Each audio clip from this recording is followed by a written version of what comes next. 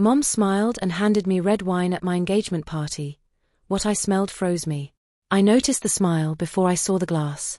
It wasn't warm. It wasn't proud. It was rehearsed. My mother's lips curved upward, but her eyes, those calculating eyes, stayed cold. The stem of the wine glass trembled slightly in her hand as she offered it to me. "Congratulations, sweetheart," she said. Her tone was smooth, but something in it stung, like honey laced with venom. The wine smelled off. Metallic. Not quite sour, but wrong enough to raise an instinct I couldn't name. My fiancé Brett was across the room, laughing with my sister Natalie. They looked comfortable together. Too comfortable. The smile. The smell. The silence. Something inside me clicked. I turned to my mother, met her eyes, and smiled back. "Thank you, Mom," I said, taking the glass. Then I walked straight toward Natalie. 30 minutes later, she collapsed. "You're probably wondering how I got here. How a daughter could do what I did.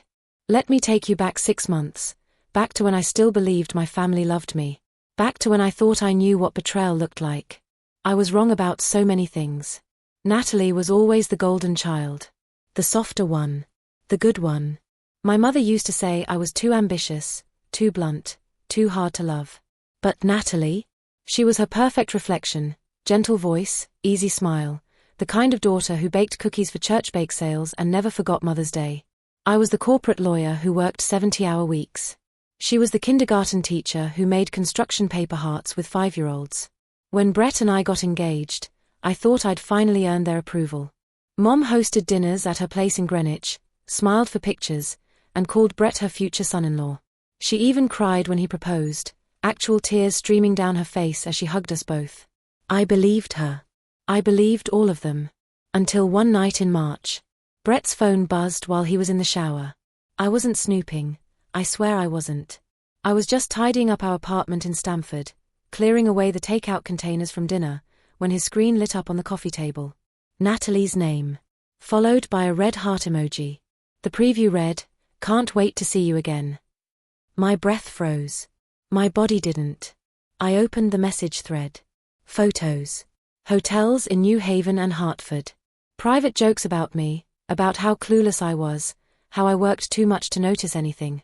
In one message, Natalie wrote, "She deserves to know someday. Just not now. Someday. Not now." They wanted to destroy me in slow motion, to let me plan a wedding while they laughed behind my back. To let me pick out bridesmaid dresses for a sister who was sleeping with my fiancé. I didn't confront anyone that night. Rage is loud. Revenge is silent.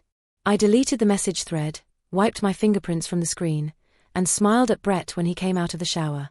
He kissed my forehead and asked if I was okay. "Just tired," I said. He didn't notice my stillness. He never noticed much. I waited. 3 months later, Brett and Natalie ended things. Quietly, it seemed. No drama. No tearful confessions. Just radio silence between them at family dinners, careful distance at my nephew's birthday party. Then Brett proposed to me again. In front of both families. At my parents' summer house on Lake Candlewood. With a new ring, a bigger diamond, platinum band, and the same lies dressed up in different words. My mother cried tears of joy. Natalie clapped, her eyes glistening. I smiled. "Yes," I said, letting him slip that ring onto my finger. "Yes, of course." Everyone hugged. My father opened champagne. My younger brother Connor made a toast about love and second chances. Brett's parents drove up from Westport to celebrate. It was perfect. Except I'd been documenting everything. Every late-night work meeting Brett had. Every time Natalie's car was parked 3 blocks from his office. Every receipt, every text I could recover from cloud backups, every little crack in their careful facade. I wasn't just waiting anymore. I was building something. The engagement party was my mother's idea. "It's time we all move forward," she said one afternoon, her voice dripping with false warmth as we sat in her sunroom. "Put the past behind us. Fresh start." I agreed. "That sounds perfect, Mom." The day before the party, I overheard her on the phone. I wasn't supposed to.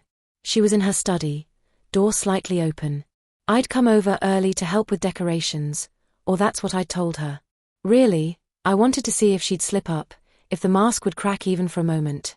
Her voice was low, sharp, different from the sugary tone she used with me. "Make sure she drinks it," she said. "Morgan's always been dramatic. It'll look like an accident if it happens fast." My heart didn't pound. It stilled. I stood in the hallway, barely breathing, as my mother, the woman who'd raised me, who'd braided my hair and taught me to ride a bike, planned my murder. The next day, I dressed in white. My mother loved that. "You look angelic," she said when I arrived at her house. The party was in full swing, string lights wrapped around the oak trees in the backyard, a jazz trio playing near the pool, tables covered in cream linens and white roses. It made me look like purity, like innocence. Fitting. I noticed the same smile on her face. The one I'd seen before. The kind people wear when they've already decided your fate. She was wearing a navy dress, pearls at her throat, her silver hair swept up in an elegant twist. To everyone else, she looked like the perfect hostess, the proud mother. To me, she looked like a killer. That was when she handed me the glass. "Congratulations, sweetheart." The wine was a Cabernet, she said, from a special bottle she'd been saving. The glass was crystal, heavy in my hand, the liquid inside catching the evening light. Natalie was radiant that night. Hair pinned perfectly in loose waves, lips crimson like the wine I held. She wore a pale pink dress that made her look soft, vulnerable. She leaned in to whisper, "You look stunning, Morgan." "So do you," I said. And I meant it. She looked beautiful. She always did. That was part of why Brett chose her, I suppose. That and the fact that she was everything I wasn't, uncomplicated, available, willing to put him first. I lifted the glass slightly, pretending to examine it. "Here," I said, handing it to her. "Taste this. It's better than what they're serving at the bar." She didn't hesitate. Natalie never thought the world could hurt her. Why would she? She was the good daughter, the beloved sister, the woman who colored inside the lines and got rewarded for it. She took the glass from my hand and sipped. "Oh, that is good," she said, smiling. "Mom has great taste." "She really does," I agreed.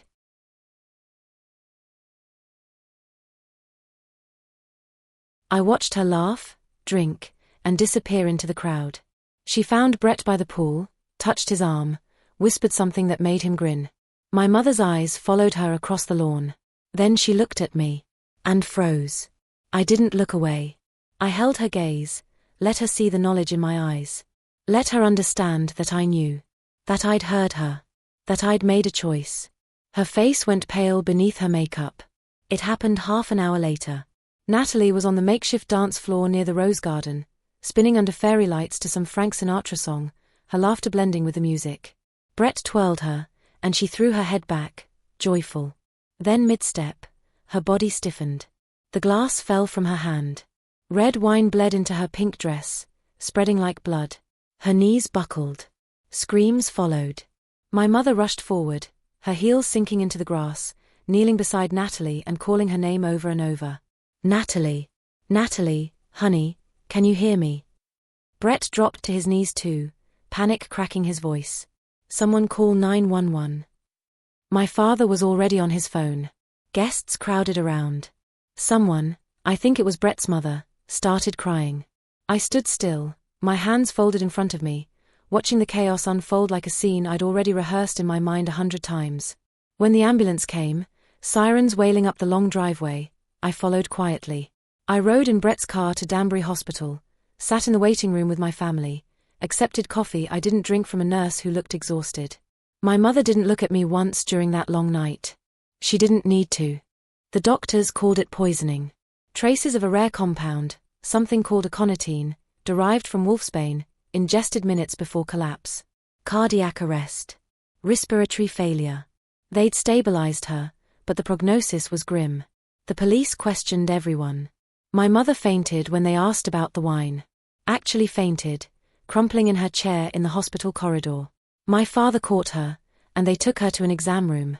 When she came back, her face was grey, aged 10 years in 10 minutes. But I saw the flicker of recognition in her eyes when they mentioned the glass. The specific glass. The one she'd handed me. She realized it then. She'd handed me the glass. And I had given it to Natalie. I could almost hear her mind cracking under the weight of it. The investigation went on for weeks. They searched my mother's house, found traces of the poison in her garden shed. She'd been growing monkshood, she claimed, for decorative purposes. Hadn't realized it was toxic. The police were skeptical but couldn't prove intent. They questioned me separately. "Did you notice anything unusual about the wine?" a detective asked. His name was Morrison, grey-haired and tired-looking. "No," I said. "Should I have?" "Your mother gave you that glass specifically. She was excited about the engagement. She'd been saving that bottle." I looked him straight in the eye. "Are you suggesting my own mother tried to poison me?" He didn't answer. But he didn't ask me anything else either. Natalie didn't die. Not completely. She lived, but barely. Months in a medically induced coma at first, then weeks of touch-and-go recovery. Brain damage from oxygen deprivation. She'd probably never be the same. My mother visits her every day at the rehabilitation center in Norwalk, sitting beside her bed, pretending to pray. I know it's not for forgiveness. It's to see the consequence of her failure. To look at what she did to her favorite daughter. Brett left me after the truth surfaced. Not the whole truth, just enough. The affair came out during the investigation. He couldn't handle it, he said. The trauma. The guilt. The way people looked at him. "I'm sorry," he told me, standing in our apartment for the last time. "I never meant." "Get out," I said quietly. He got out. Good. He was part of it, even if he didn't know about the poison. He'd betrayed me first, set everything in motion. I inherited everything. My mother's business, a successful interior design firm with clients all over Connecticut and New York. Her properties. The house in Greenwich, the summer place on Lake Candlewood, a condo in Boston she'd bought as an investment. She couldn't argue without condemning herself. Couldn't fight the will she'd written years ago, back when I was still the daughter she was grooming to take over her empire. The lawyers handled it quietly. My father moved to Florida, couldn't stand to stay in Connecticut anymore. Connor stopped returning my calls. Sometimes I visit Natalie too. I sit beside her hospital bed at the rehabilitation center and tell her stories. About how much Mom loved her. About how she was always the favorite, the golden child, the one who could do no wrong. About how I still remember her last smile, that night at the party, before she drank from the glass that was meant for me. She can't respond. The doctors say she might never speak again, might never walk. Her eyes track movement sometimes, but there's nothing behind them. No recognition. No light. "I forgive you," I tell her, holding her limp hand. "For Brett. For everything. I just wanted you to know that." But I don't forgive her. I don't forgive any of them. I just won. My mother is in a psychiatric facility now, unable to cope with what she did. My lawyers made sure of that, competency hearings, medical evaluations, the works. She'll never face trial. She's been deemed unfit. Sometimes late at night, when I'm alone in the Greenwich house that used to be hers, I pour myself a glass of red wine. Real wine, nothing added. I sit in her study, at her desk, and I think about that smile. The one she gave me at the engagement party. The rehearsed one. The cold one. And I smile back at the empty room, because now I understand something she never did. The softer one isn't always the weaker one. Sometimes the hard-to-love daughter is hard to love because she's the only one smart enough to survive. I raise my glass to the darkness. "Congratulations, sweetheart," I whisper to myself. And I drink.